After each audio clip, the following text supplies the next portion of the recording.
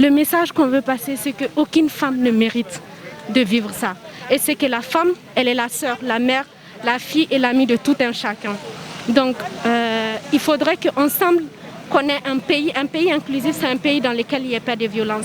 Donc, c'est un combat qui nous concerne tous, hommes que femmes, et il serait temps qu'on se lève tous ensemble pour dire non.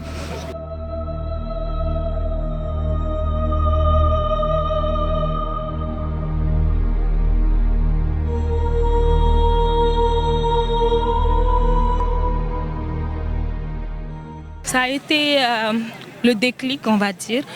Savoir qu'il y a une personnalité, savoir que c'est quelque chose qui a été lancé parce qu'il y a une personnalité qui était en jeu. Ça a été le déclic pour tout le monde de voir que la violence, ce n'est pas seulement social, ce n'est pas parce qu'on a, on a un statut, on a un rang, mais la violence, ça peut toucher tout le monde. C'est la raison pour laquelle aujourd'hui, il y a eu un déclic et voilà, ça a pris une telle envergure. Cette marche, ce n'est vraiment pour enfoncer personne. C'est pour exprimer notre ressenti, c'est pour exprimer notre frustration et notre future inquiétude parce que nous sommes des femmes et c'est possible que nous soyons victimes un jour. Donc nous marchons contre ça, nous ne tentons pas d'enfoncer qui que ce soit et les choses sont aux mains de la justice. Ce n'est pas à nous de l'enfoncer.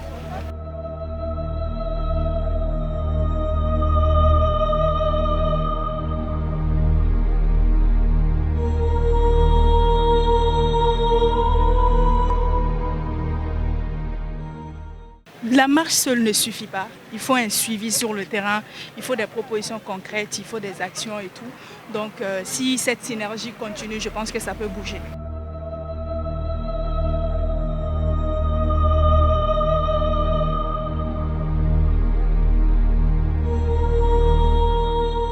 L'adoption de cette loi est vraiment une urgence parce qu'on a beaucoup de lacunes avec notre arsenal juridique actuel.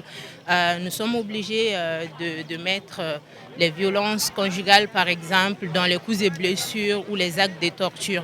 Donc, notre arsenal juridique actuel ne parle pas nécessairement et spécifiquement des violences faites aux femmes, des violences basées sur le genre.